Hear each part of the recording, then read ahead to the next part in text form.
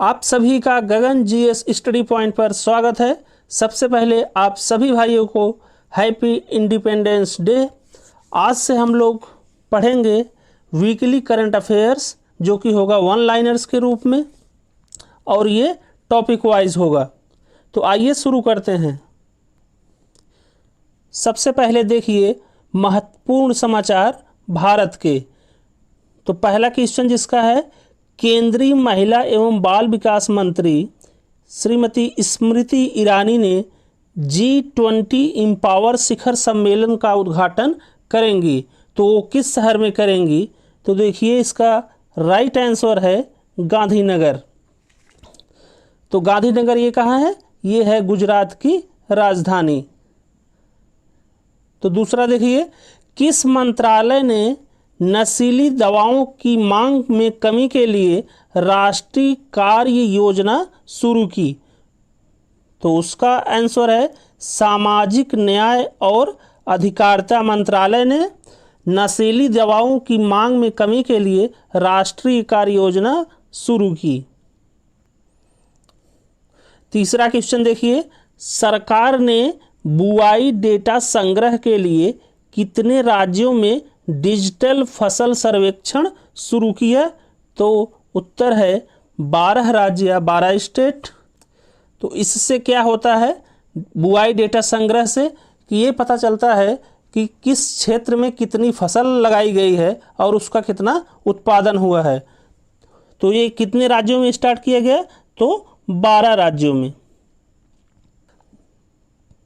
अब देखिए चौथा क्वेश्चन, तो सरकार विदेशों में मरने वाले भारतीयों के अवशेषों के त्वरित हस्तांतरण के लिए कौन सा ई केयर पोर्टल लॉन्च करेगी? तो इसका नाम है e clearance for after life remains. तो e clearance for after life remains ये भारत सरकार लॉन्च कर रही है, जो कि विदेशों में भारतीय मरते थे उनके अवशेषों के त्वरित हस्तांतरण के लिए।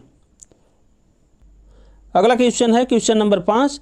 इसमें है, राष्ट्रपति द्रौपदी मुर्मू जी किस शहर में भारत के लोक एवं जनजाति के राष्ट्रीय महोत्सव उत्कर्ष एवं अंतर्राष्ट्रीय महोत्सव उन्मेष का उद्घाटन करेंगी? तो ये है भोपाल। तो मुर्मू जी भारत की 14वीं राष्ट्रपति हैं, 14वीं राष्ट्रपति हैं, जो कि 21 जुलाई 2022 को जो राष्ट्रपति का परिणाम आया था उस दिन भारत की राष्ट्रपति बनी। और इसके पहले ये झारखंड राज्य की राज्यपाल थी, झारखंड की राज्यपाल थी, राज्यपाल। तो इनके बारे में ये चीज़ याद रखिएगा कि भारत की जो राष्ट्रपति हैं द्रौपदी मुर्मू जी, वो भारत की 14वीं राष्ट्रपति हैं। और ये कब नियुक्त हुई थी? तो 21 जुलाई 2022 को। और राष्ट्रपति बनने से पहले ये झारखंड राज्य की महिला राज्यपाल थी, और वो भी पहली। अगला क्वेश्चन देखिए छठवां। तो भारत के शिक्षा मंत्री धर्मेंद्र प्रधान और विदेश मंत्री एस जयशंकर ने अंतर्राष्ट्रीय छात्रों को भारत में लाने के लिए कौन सा पोर्टल लॉन्च किया? तो ये देखिए, तो उस पोर्टल का नाम है स्टडी इन इंडिया। तो एस जयशंकर जो भारत के विदेश मंत्री हैं और भारत के शिक्षा मंत्री धर्मेंद्र प्रधान जी ने विदेशी छात्रों को स्टडी करने के लिए या पढ़ने के लिए भारत में लाने के लिए कौन से पोर्टल का लॉन्च किया, जिससे कि इस पोर्टल से क्या होगा कि उनको भारत में जो वीज़ा लगेगा पढ़ने के लिए उसमें उन लोगों को आसानी होगी। और उस पोर्टल का नाम है स्टडी इन इंडिया। अगला क्वेश्चन देखिए 7वां। तो किस संगठन ने राजमार्ग यात्रा मोबाइल एप्लीकेशन को लॉन्च किया? तो वो है भारतीय राष्ट्रीय राजमार्ग प्राधिकरण, या इसे बोलते हैं NHAI। NHAI national highway authority of India, भारतीय राष्ट्रीय राजमार्ग प्राधिकरण। तो भारतीय राष्ट्रीय राजमार्ग प्राधिकरण ने राजमार्ग यात्रा मोबाइल एप्लीकेशन लॉन्च किया। इस एप्लीकेशन से क्या होगा कि जो लोग भी राष्ट्रीय राजमार्ग पर यात्रा करेंगे उन्हें हर चीज़ की जानकारी होगी राजमार्ग के बारे में कि कहाँ पर टोल लग रहा है या और उसके बारे में और अधिक जानकारी। अगला क्वेश्चन देखिए, क्वेश्चन नंबर 8। तो केंद्रीय बंदरगाह, जहाजरानी और जलमार्ग और आयुष मंत्री सर्बानंद सोनोवाल ने portal health organisation module launch किया। उसका क्या नाम था? तो उसका नाम है सागर सेतु राष्ट्रीय रसद पोर्टल। अगला क्वेश्चन नंबर 9। तो केटोप्रोफेन के साथ किस दवा के उत्पादन और बिक्री पर रोक लगा दिया गया है? तो वो है एसेक्लोफेनाक।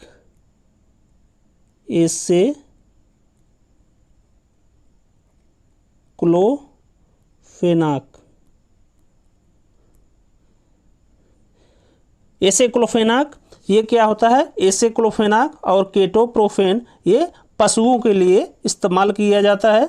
तो केटोप्रोफेन की तरह भी एसेक्लोफेनाक का भी इसके उत्पादन और बिक्री पर रोक लगा दिया गया है। अगला है क्वेश्चन नंबर 10। इसमें है कौन सी विदेशी कंपनी भारतीय सार्वजनिक क्षेत्र की कंपनी रेल विकास निगम लिमिटेड से प्रति ट्रेन 120 करोड़ की लागत से 120 वंदे भारत ट्रेन का निर्माण करेगी? तो उस विदेशी कंपनी का नाम बताना है। तो है मेट्रो वैगन मैस, जो कि कहाँ की है? रूस की।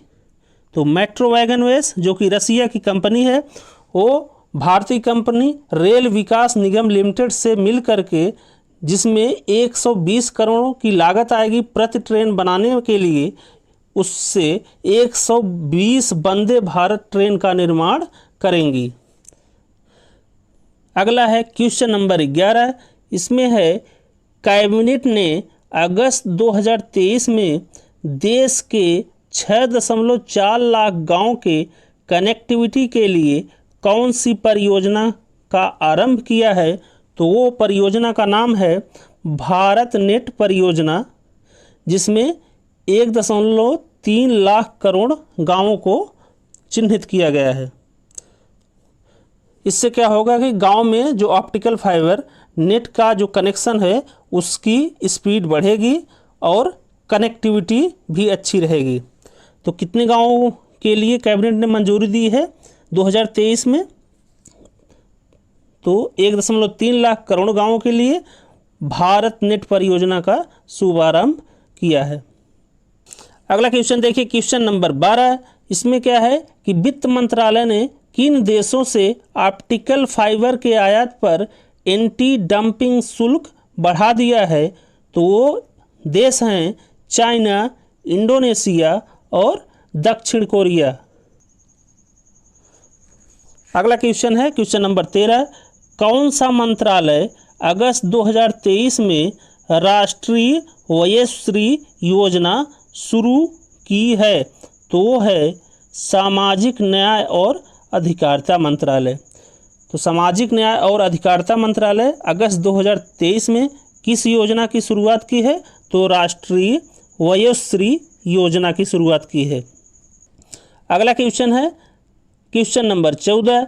इसमें है राष्ट्रीय बाल संरक्षण आयोग ने बाल देखभाल संस्थानों की वास्तविक निगरानी के लिए कौन सा एप्लीकेशन लॉन्च किया है? तो उस एप्लीकेशन का नाम है मासी या monitoring app for seamless inspection. इसका फुल फॉर्म है, यही याद रखिएगा, मासी monitoring app for seamless inspection. तो राष्ट्रीय बाल संरक्षण आयोग ने बाल देखभाल संस्थानों की वास्तविक निगरानी के लिए कौन सा एप्लीकेशन लॉन्च किया है? तो उस एप्लीकेशन का नाम है मासी monitoring app for seamless inspection. अगला है क्वेश्चन नंबर 15। इसमें है भारत सरकार के अनुसार कब से लैपटॉप, टैबलेट और पर्सनल कंप्यूटर के आयात के लिए लाइसेंस की ज़रूरत होगी? तो वो है 1 नवंबर 2023 से। 1 नवंबर 2023 से कंप्यूटर, लैपटॉप, टैबलेट की आयात के लिए लाइसेंस की ज़रूरत होगी। अगला है क्वेश्चन नंबर 16। भारतीय अंतर्राष्ट्रीय कॉफ़ी संगठन ICO द्वारा आयोजित विश्व कॉफ़ी सम्मेलन की मेज़बानी भारत का कौन सा राज्य करेगा? तो वो करेगा बेंगलुरु। अगला है क्वेश्चन नंबर 17।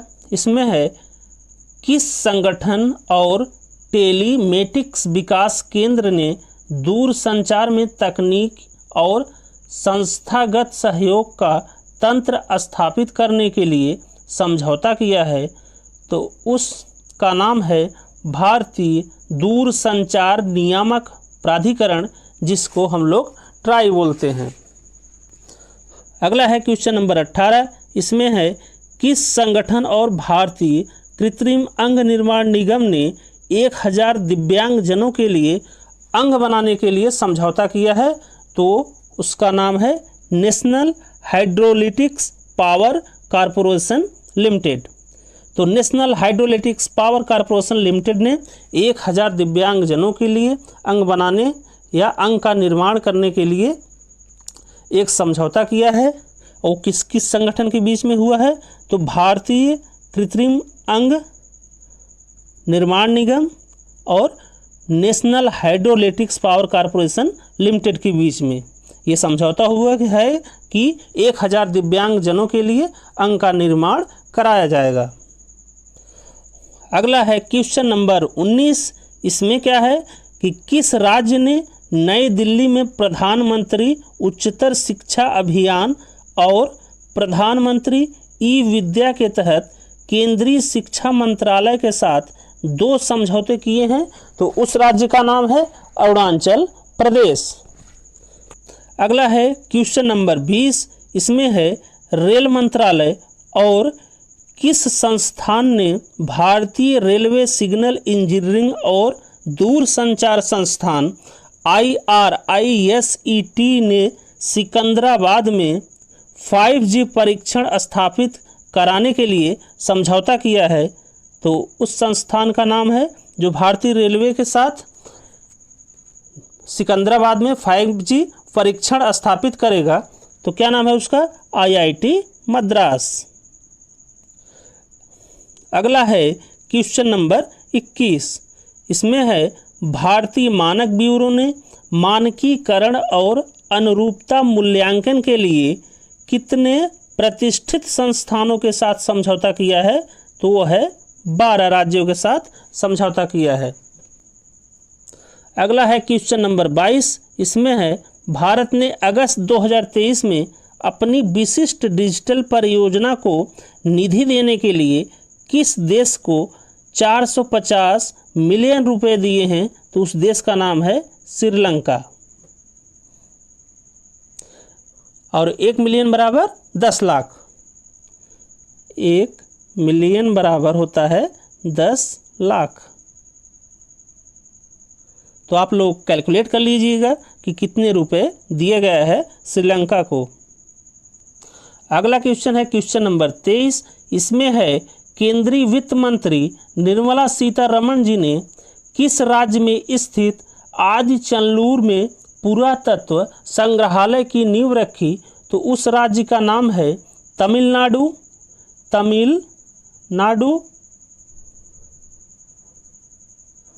तो तमिलनाडु में स्थित है एक जगह जिसका नाम है आदि चंदलूर। वहीं पर निर्मला सीतारमण जी ने पुरातत्व संग्रहालय की नींव रखी। आगे है क्वेश्चन नंबर 24। इसमें है प्रधानमंत्री ने किस राज्य में अमृत भारत स्टेशन के तहत राज्य में पुनर्विकास पर काम शुरू किया? तो कर्नाटक में कितने स्टेशनों पर? 13 स्टेशनों पर 508 में से। इसमें क्या होगा कि जो भारतीय रेलवे स्टेशन है कर्नाटक राज्य में, उसको विकसित किया जाएगा एकदम हाई लेवल पे। उसके बाद ये टॉपिक हम लोग का समाप्त हो गया। फिर आगे देखते हैं राज्य से कौन कौन से मुख्य समाचार हैं। इसमें है क्वेश्चन नंबर 1, जिसमें है कृषि विज्ञान विश्वविद्यालय किस भारतीय शहर में अपनी तरह का संग्रहालय खोलेगा? तो वो राज्य भारत का कौन सा है? बेंगलुरु।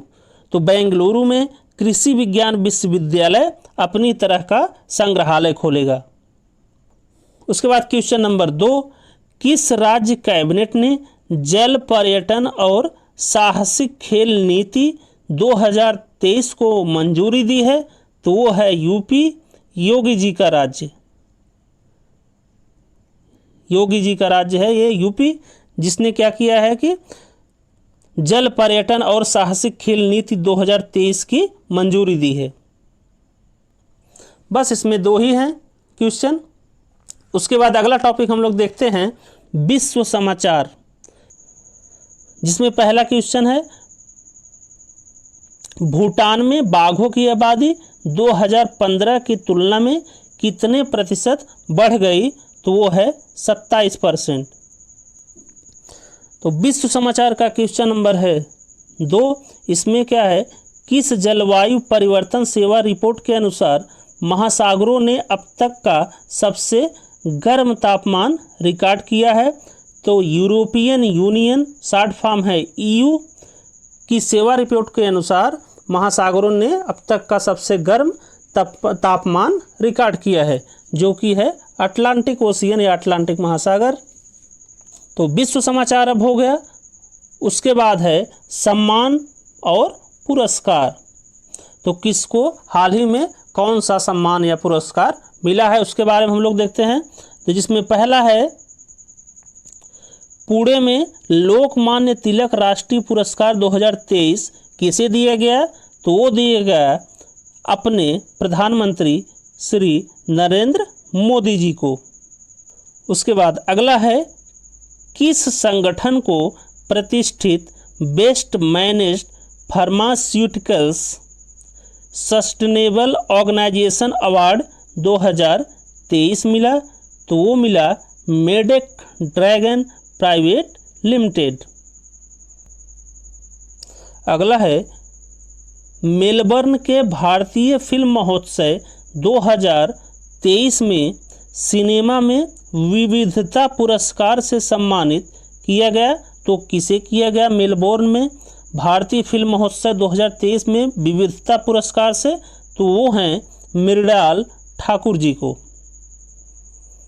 तो अगला क्वेश्चन है किस राज्य ने 100 अंगदान में सर्वश्रेष्ठ प्रदर्शन करने वाला राज्य का पुरस्कार जीता? तो वो है तमिलनाडु ने। अगला हम लोग देखते हैं स्पोर्ट्स न्यूज़ या खेल समाचार। तो अगस्त के पहले हफ्ते में जो भी खेल से संबंधित मुख्य घटनाएं हुई हैं उसके बारे में देखते हैं।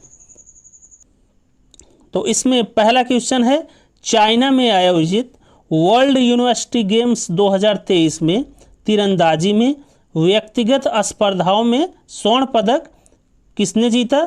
तो वो थे संगमप्रीत सिंह बिस्ला और अवनीत कौर।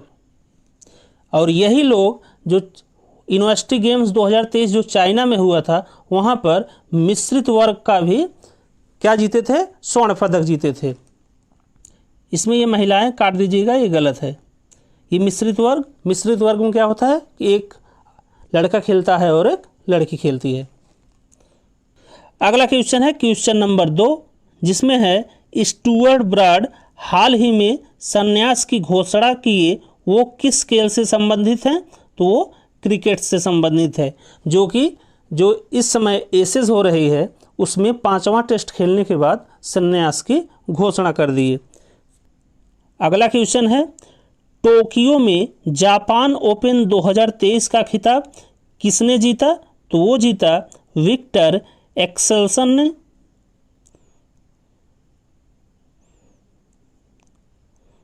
फिर अगला है क्वेश्चन नंबर 4, इसमें है उरुग्वे के कप्तान डियागो गोडिन ने हाल ही में संन्यास की घोषणा की, वो किस खेल से संबंधित थे? तो वो थे फुटबॉल से संबंधित। अगला क्वेश्चन है क्वेश्चन नंबर 5। इसमें है अगस्त 2023 में विश्वनाथन आनंद को पछाड़कर भारत के शीर्ष ग्रैंड मास्टर कौन बन गए हैं? तो वो बने हैं गुकेश डी। इन्होंने ग्रैंड मास्टर विश्वनाथन आनंद जी को पछाड़कर शीर्ष स्थान हासिल किया है। उसके बाद क्वेश्चन नंबर 6। इसमें है बर्लिन में विश्व तीरंदाजी प्रतियोगिता 2023 में मिश्रित वर्ग का खिताब पहली बार जीतने वाले भारतीय। तो इसमें हैं अमन सैनी और प्रगति। तो अमन सैनी और प्रगति जो बर्लिन में आयोजित हुई विश्व प्रतियोगिता 2023, वहाँ पर मिश्रित वर्ग का खिताब अपने नाम कर लिया। अगला है क्वेश्चन नंबर 7। इसमें है किस देश ने एशियाई खेलों में भाग लेने वाले एथलीटों की यात्रा पर शॉर्ट फिल्म हल्ला बोल लॉन्च किया है? तो भारत ने किया है। और भारतीय खेल प्राधिकरण अर्थात स्पोर्ट्स अथॉरिटी ऑफ इंडिया ने अम्ब्रेला अभियान चीयर फॉर इंडिया के तहत इस शॉर्ट फिल्म को लॉन्च किया है जिसका नाम है हल्ला बोल। किसके ऊपर लॉन्च किया है? तो एशियाई खेलों में जो भाग लेने वाले एथलीट हैं उनकी यात्रा पर। ये चेयर नहीं, ये चीयर है, चीयर। उसके बाद है क्वेश्चन नंबर 8। इसमें है रक्षा मंत्री राजनाथ सिंह जी ने डूरंड कप का उद्घाटन SAI स्टेडियम में किया। वो कौन सा संस्करण है डूरंड कप का? तो वो है 132वां। डूरंड कप किससे संबंधित है? तो ये है फुटबॉल से संबंधित। ये भी आप लोग याद रखिएगा। तो पुस्तक और लेखक में पहला क्वेश्चन है किस भारतीय मूल की लेखिका का नाम 2023 बुकर सूची में दिया गया है? तो वो हैं चेतना मारू। चेतना मारू इंग्लैंड में रहती हैं, वहाँ की नागरिक हैं और भारतीय मूल की हैं। और बुकर सम्मान किसे दिया जाता है? तो बुकर सम्मान जो अच्छी बुक लिखता है उसे दिया जाता है।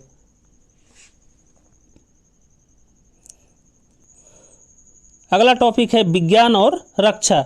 उसका पहला क्वेश्चन है रूसी रक्षा मंत्रालय ने ओशन शील्ड 2023 नौसैनिक अभ्यास शुरू करने की घोषणा की।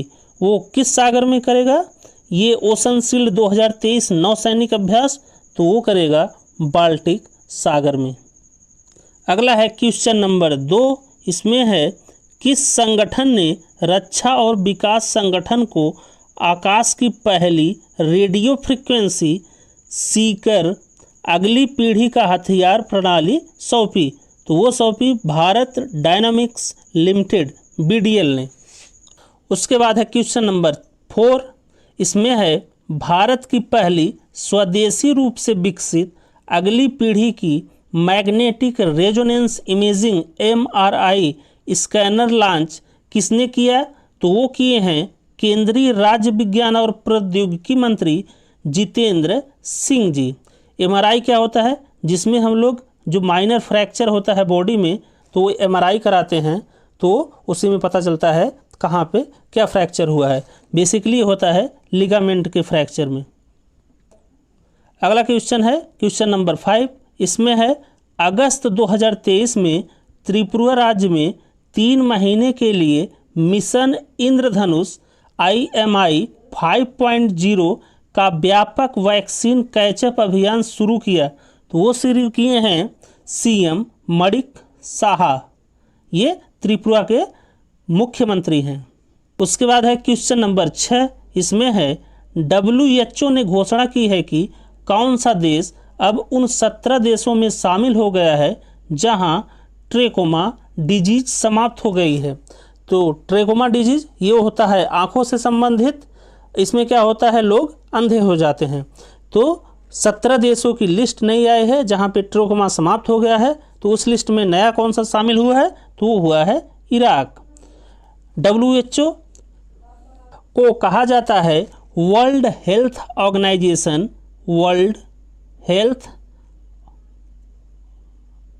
ऑर्गेनाइजेशन अर्थात विश्व स्वास्थ्य संगठन, इसका मुख्यालय या हेडक्वार्टर कहाँ है? तो ये है जिनेवा स्विट्जरलैंड में। जिनेवा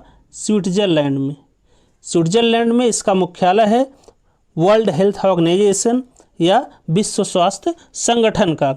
और इसके महानिदेशक कौन हैं? तो वो हैं टेड्रोस।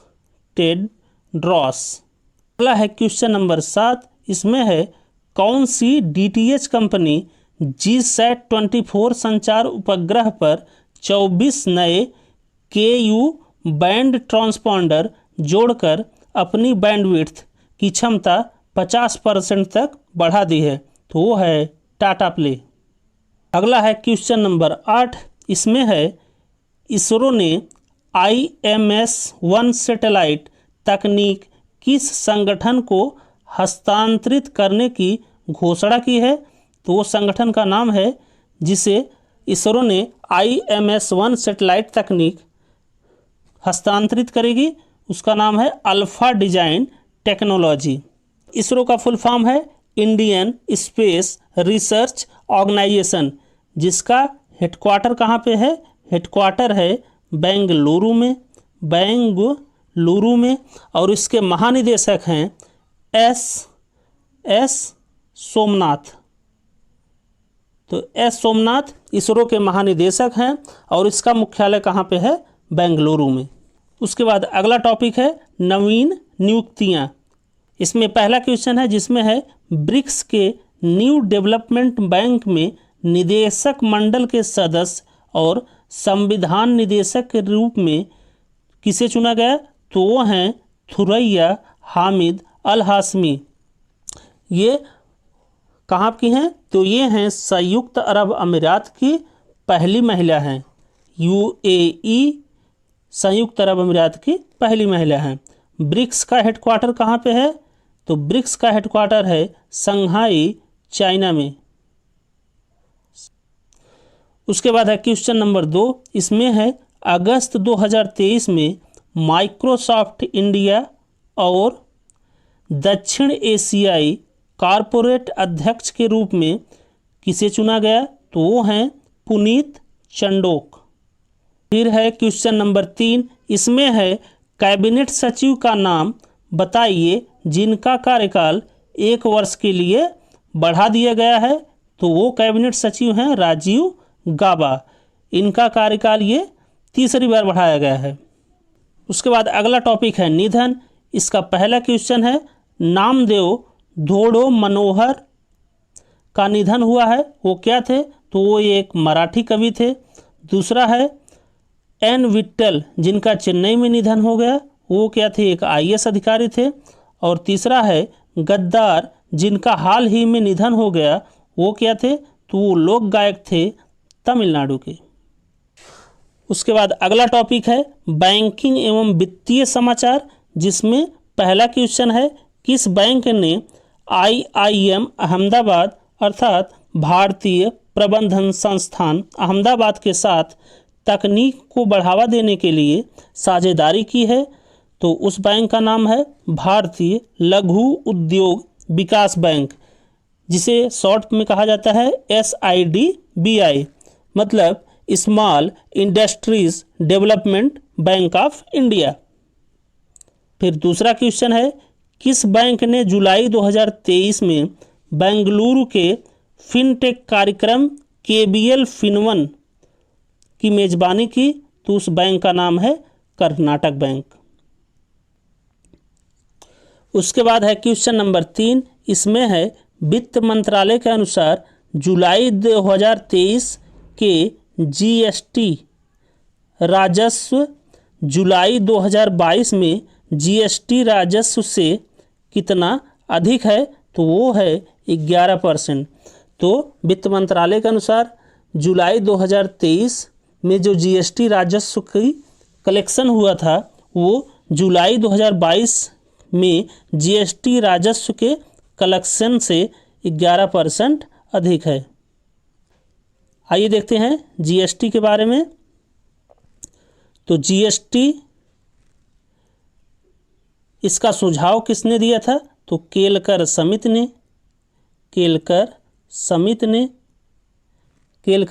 ने और यह 122वां संविधान संशोधन बिल के तहत भारत के संविधान में जोड़ा गया, जो कि लोकसभा में 3 अगस्त 2016 को पास हुआ और राज्यसभा में 8 अगस्त 2016 को पास हुआ और प्रेसिडेंट ने इसकी मंजूरी दी। तो भारत के राष्ट्रपति ने जीएसटी बिल की मंजूरी कब दी?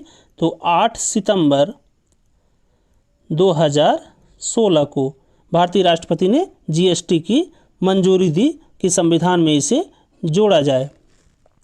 और 101वां संविधान संशोधन के द्वारा इसे 1 जुलाई 2017 में लागू कर दिया गया।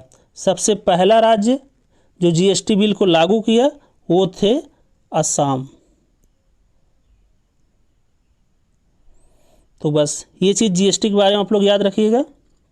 उसके बाद अगला क्वेश्चन है क्वेश्चन नंबर 4। इसमें है वित्त मंत्री के अनुसार 1 अक्टूबर से कैसीनो और ऑनलाइन गेमिंग पर कितने प्रतिशत जीएसटी लगनी है? तो वो है 28%। तो 1 अक्टूबर 2023 से कैसीनो और ऑनलाइन गेमिंग पर जीएसटी 28% लगेगी। उसके बाद है क्वेश्चन नंबर 5। इसमें है एस और पी के अनुसार भारत की जीडीपी वित्त वर्ष 2024 से वित्त वर्ष 2031 तक कितना प्रतिशत बढ़ जाएगी? तो वो है 6.7%। और वित्त वर्ष 1 अप्रैल से स्टार्ट होता है और 31 मार्च तक चलता है। ये भी बहुत एग्जाम में पूछ चुका है। तो वित्त वर्ष कब से कब तक? 1 अप्रैल से 31 मार्च तक चलता है। इसकी 1 साल की अवधि होती है। उसके दौरान सभी वित्तीय कार्य किए जाते हैं। अगला क्वेश्चन है क्वेश्चन नंबर 6। इसमें है कैपिटल मार्केट रेगुलेटर अर्थात पूंजी बाजार विनियमन और सेबी ने स्टॉक ब्रोकर के रूप में किस संगठन पर प्रतिबंध लगा दिया है? तो वो है metals and minerals trading Corp of India. SEBI का फुल फॉर्म है security exchange board of India, जिसका ये काम होता है कि जो भेदिया व्यापार होता है शेयर मार्केट में उसकी जांच करना और सजा देना। ये भारत की मुख्य रेगुलेटिंग एजेंसी है जो कि शेयर मार्केट से संबंधित है। उसके बाद है क्वेश्चन नंबर 7। इसमें है 2023-24 के अप्रैल जून तिमाही में किस बैंक को वित्तीय परिणामों में तिमाही लाभ में सर्वाधिक वृद्धि हुई? तो वो है एसबीआई। एसबीआई ये बना था 1955 में। इसका मुख्यालय या हेडक्वार्टर है मुंबई में।